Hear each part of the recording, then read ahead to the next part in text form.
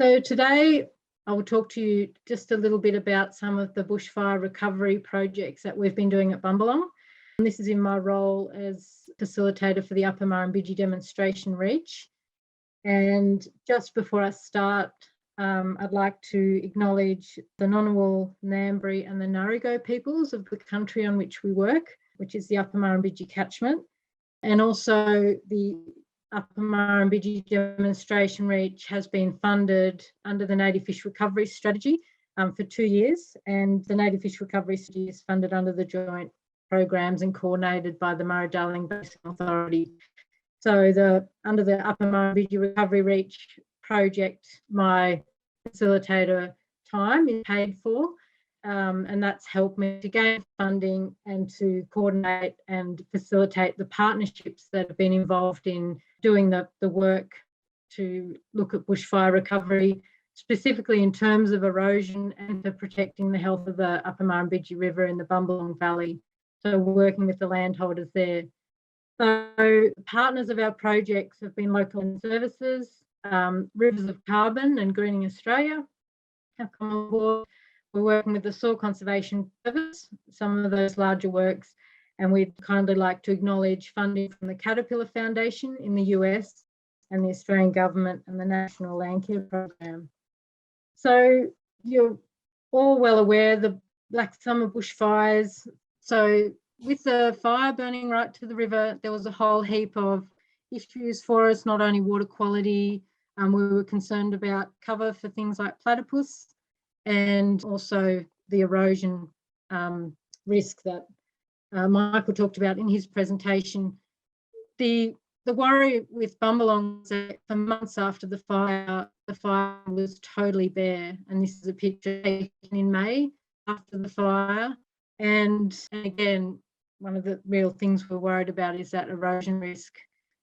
Here is a picture of the gorge within Scottsdale Reserve. So we've got some really deep refuge pools running up from Scottsdale. And again, you can see that the fire just completely burnt the catchment. And so we were kind of going around and trying to figure out what we could do in terms of this fire response and trying to contact landholders who were obviously very distressed at the time. So it was a hard time. Then on the 16th of February, so the fires sort of burnt through the valley and then they didn't go out, sort of still burning. And then on the 16th of February, you'll remember we got those beautiful rains. And at Bumbalong, there was this huge rainstorm. And by all accounts, it was kind of a rain cell that sat over the Yayak area. So I must apologise to those who don't know where Bumbalong is. So we're talking about the Murrumbidgee River, pretty much level with the bottom end of the ACT, and you've got and then going westwards from there, you've got the Scabby Range and the bottom end of Namadgi.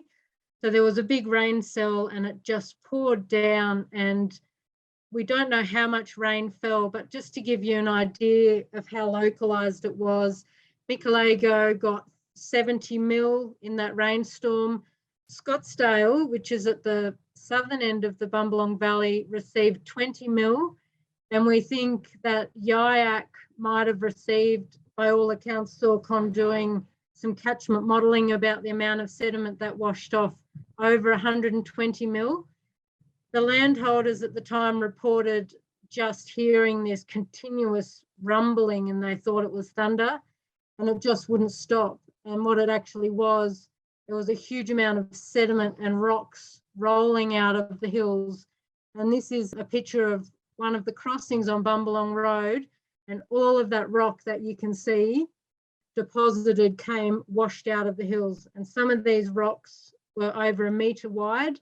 You can see on the tree in the middle of that crossing, you can see where the bark's been torn off that tree that was catching the debris, and the log sitting on top of this hill that came out of the hills. So not only in the aftermath of the fires was there successive sort of ash washes, which there was lots of concerns about fish kills and water quality, but at Bumbalong we had this huge amount of sediment and rocks being exported from the hills. And you can see that this gully, which was previously about 3 metres deep, filled up with sand. There's areas of the Murrumbidgee River which were once, 2-metre deep holes, which ended up being sand islands with a metre-sized rock sitting on top of it, which just shows you the force of that water which exported sediment from Bumbalong. So here's a picture. All of these sand islands that you see here in the river, they're all new. They were all washed off post-bushfire. So as you may know, in the upper Murrumbidgee River, we suffer a lot from historical sand, which smothers fish habitat and reduces channel depth. And this has just added, thousands of cubic metres of sand. This is another example of temporary road crossing that was put in by a landholder. You can see the pipe there, and the sediment built up and washed over this crossing and created a massive erosion point. And this is looking downstream towards the Murrumbidgee River where that erosion was happening. So this is not only a sediment risk, but an erosion, water quality risk as well. And this is looking upstream in the gully where all of that sediment was deposited and held back by that crossing. Another crossing that was put in, this was a 5-metre deep gully, and it was quite an inventive kind of temporary crossing put in by the landholder. It's kind of like an A-grade culvert, but you can see again the erosion of the sediment and the rocks came down, pushed into this crossing, and all the sediment built up from behind it. And here you can see we're doing a site visit with the landholder and the Soil Conservation Service. And this is a photo looking upstream into the gully at the huge amount of sediment that's been trapped and is sitting in those gullies and waiting to be exported to the Murrumbidgee River. In response to this bushfire, we did a lot of work to try and get some resources on the ground for landholders, to try to mitigate more sediment movement into the river and to try to remediate some of the erosion. And some of the first funding that hit the ground in terms of bushfire recovery was through the National Land Care Program and local land services. So Andy at Bradewood donated to us a small amount of funding for core logs, jute matting and also seed so that we could stabilise some of the soils. And one of the most effective things that we could do was actually to put that seed out. It was really hard in a landscape like the one that you're seeing in the picture behind you to actually try to prioritise where to put out seed. This country is really steep as well. There's really steep terrain and traversing it's really difficult. And so with the landholder, we prioritised drainage lines, we prioritised hillsides which had deeper alluvium, and also the river corridor to provide that buffer. And that was actually quite effective, that even though for months there was no ground cover re-establishing, we were able to get that buffer up on the riparian corridor. And also within the gullies, we were trying to do some work with sediment core logs within the gully systems, but we just found that the successive rainstorms were so strong and the sediment that was being carried along was so strong that we had a lot of washout. So you can see in a narrow gully, like in the picture on the left, it would be very difficult to establish a core log without kind of creating a fall that would erode even further. Sterile Rycorn was a really good solution. At Scottsdale, we went up the gorge and we were really keen to protect the river there. And we went up there and assessed the site. A lot of the gorge had a lot of rock cover, but this site had that deeper alluvium and it was actually really badly burned. And when we looked at the fire maps, you could actually see this site was one of the ones that was more intensely burned. And I'm sure that came into the risk assessment as well as soil types for Icon water as well. And so we were able to use some of the core logs provided through Local Land Services Bushfire Recovery Program to take them up into the gorge. Because it's really inaccessible, we got our adventurous volunteers on board who were amazing and paddled. And then we may have also had a tinny with a motor to help them paddle these core logs up and set up the core logs on this slope. And that was actually really effective. That's kind of the scale of the project that we worked. But this was a really deep alluvial area and there was actually head cuts sort of starting at the bottom end. And we went back to the site to do a bit of maintenance on that in July last year, and we found that the core logs had actually worked fantastically well. So they've trapped sediment, and there was a lot of ground cover re-establishing. And here's our adventurous volunteers putting back a few more shrubs onto the site. But that was a site that worked really well. In terms of bushfire recovery from there, some of these erosion sites that we looked at, we realised needed larger machinery and specifically designed works to hold back that sediment because of the size of the catchment and also the force of the water that was going across them. And so we were able to gain some funding, again, through local land services bushfire recovery money, which was specifically to prevent sediment from being exported into the river to protect fish habitat, but also co-investment by the Caterpillar Foundation to protect water quality. And we were able to address this site, that all of the sediments bound up in here. So the design for this site was to put in a rock flume to protect and stabilise the sediment behind it, and then to rock armour this channel. So the channel was quite scoured out, so it was reshaped to start off with.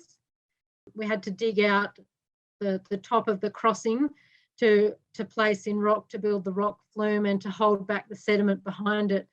Because there's a lot of weight on that sediment, this rock flume has to be incised quite deep into the ground, and there's actually 200 tonne of rock in this structure beneath this level, but you can see the geofab which has been placed down. One of the issues that we came up against was that when we were excavating that crossing, there was a lot of debris from past crossings that we were taking out, and especially pipes. It's not actually legal to put pipes into a stream which is higher than a secondary stream, and also pipes prevent fish passage. But you can also see the problem with pipes where you have a lot of sediment coming down gullies. They actually just block up straight away, and then you get overspill causing erosion. And then there was some lovely tyres we found as well. And here you can see the finished structure looking up again like that other photo. So that there's quite a deep hole, about 3 metres deep, that's been filled with rock. And now the flume is being formed across the top of it. We had a massive constraint at Bumbalong in that to get across the river to Bumbalong, there is a kind of a makeshift crossing across the river there, and it actually was assessed as part of the bushfire recovery, and there was questions about the stability of that crossing. So we weren't actually able to bring in large truckloads of rock onto the site. A truck and dog is about 30 tonne, and we didn't want to put that pressure on the crossing. So Sawcon have trialled this new concrete matting to rock armour that channel. So there would have been another 300 tonne of rock that would have been required. So just as an example, for this one structure here, that would have been 10 truck across that crossing, and we didn't want to put that pressure because it's the only access for the community. And so this concrete matting is actually pinned into place and concreted into place. But you can see how at the top of this structure, it's actually put into a cut-off trench and then rocked over so that it can't get lifted up with flow. And we also did some planting in the bottom of the river channel to try and increase channel roughness and stabilise the bottom of the channel. And here you can see the finished site with the landholders able to drive across the flume. We've got the rock flume preventing that erosion and then preventing the bed scour and further water quality problems with the rock mattressing. And there's a little picture of it from above. And you can see the sediment that's being trapped. One of the issues we had was over the time it took us to gain the funding and engage the landholders and then get there with the contractors, there was a lot of sand just continuing to be exported. So you can see there's been sand loss there, and it really highlighted how extremely unstable large sediment and sand is. This structure is our next structure that we're aiming to do. We haven't actually been able to work on this structure as yet because we've had extremely high river levels. Bumbalong Crossing was flooded a lot of the time. The roads being wet, we had to also gain rock for this site, and the wet conditions have really held us up. And it hasn't played in our favour, because over time, while we're waiting for this structure to be built, you can just see we've had successive rain events and the structures kept on eroding, as would have every other tributary gully which had the sediment sitting in it as well, where we haven't been able to put works in. But the idea here is to put in a concrete flume again to hold back the incredible amount of sediment that's sitting in the gully above. But that work has just begun last week, so we're happy to be able to do that work. The next project that will be done after this is to stabilise the crossing where you saw all the rock, which I showed you initially, described the rainfall event. I think one of the issues that we saw when we were going around and assessing the erosion is that, every little tributary gully, every little pool in every tributary gully on the fire ground is filled up with sediment, and that will continue to wash into the river. And bushfires are an extreme risk to kick off mass sedimentation again, which is such a problem for fish habitat, as well as water supply, as we saw when the Murrumbidgee River ran dry at Thawa. And the other issue is that, this slug is in the river here today. It's going to work its way downstream and smother habitat downstream. So this is an ongoing issue. If we can't stabilise it at source, this is an ongoing issue which is going to affect the river and keep on washing down. In this part of the river at Bumbalong, we do have Macquarie perch. We do have Murray River crayfish further down. We do have some trout cod, and then further down in the ACT, we've got a natural population of Murray cod. So there's a lot of native fish that are impacted by bushfire. And this is not to mention all the issues around water quality and all of the other associated issues that we work with. So going forward, another project that we're working on with the Upper Murrumbidgee Recovery Reach is actually looking at this issue of how do we work with sand within streams. And part of our funding, we've commissioned a review to just look at all of the current knowledge to date and all the case studies that are looking at how we can improve habitat complexity in sand-affected streams. This is an issue that's of interest to every stream in the Murray-Darling Basin. And one of the angles with the habitat complexity review was that we were not only interested in looking at channel forming, but we were also interested in whether there was any works that we could do that would actually assist ecological processes within sand-affected streams. So there's been a lot of work around channel forming, but also looking at things like, tree cover, shading, but also looking at, increasing trophic food webs in sand-affected streams. As we know, sand in a stream is just like a desert. It's really inhospitable. There's no habitat for water bugs. There's no carbon collecting, which is what upland streams thrive on. So that was another angle on that review.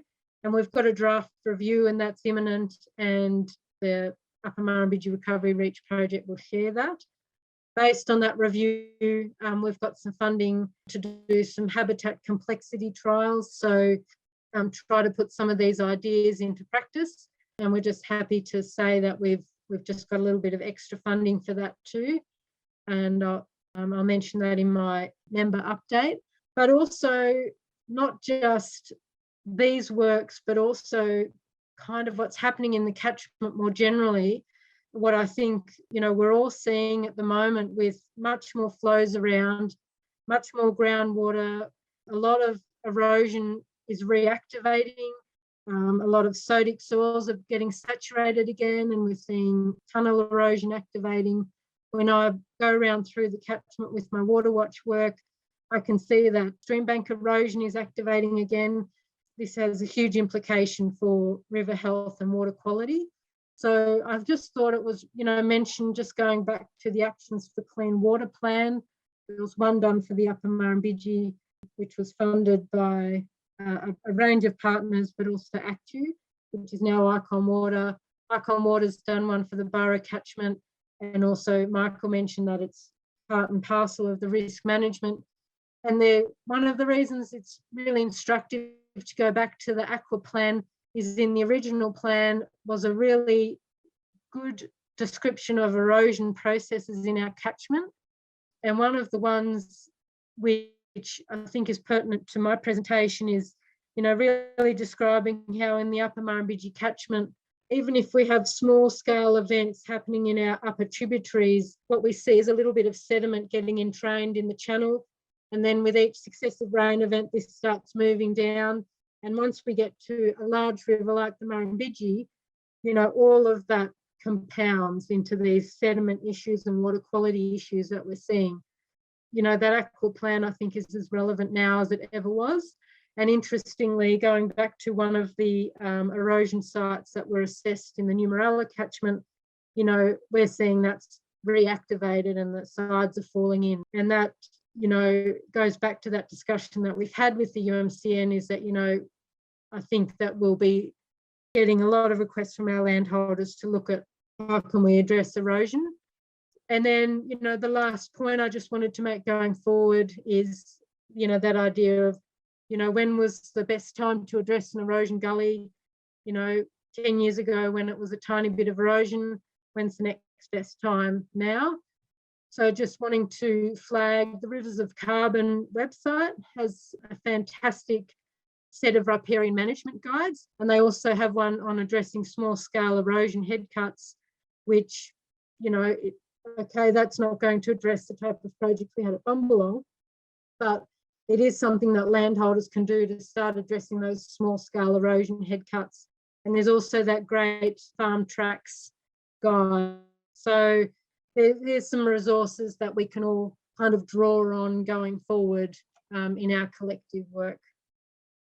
Thank you.